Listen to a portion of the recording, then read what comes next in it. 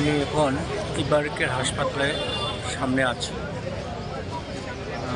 বেগম খালেদা জিয়া ছিলেন এই ইবারকের হাসপাতালে চিকিৎসাধীন আছেন। ওনাকে দেখার জন্য অনেক নেতাকর্মী আসছেন,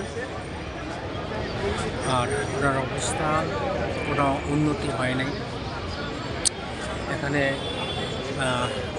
খবরের জন্য সবাই বসে আছেন যে ওনার কন্ডিশন কী, উনি কোন অবস্থায় আছেন এটা দেখার জন্য এখানে অনেক লোক আসছেন।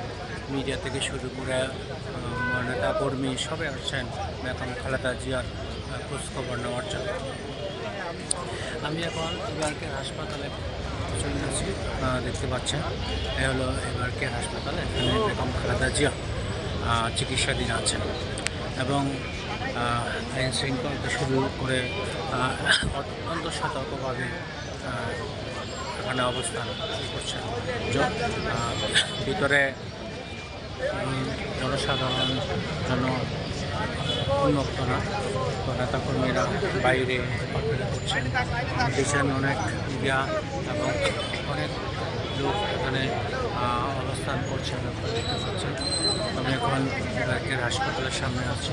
হৃদয়বাসী আপনারা সবাই বেগম খালেদা জিয়ার জন্য দোয়া করবেন, উনি যেন সুস্থ হয়ে সবার মাঝে ফিরে আসতে পারে। এ হলো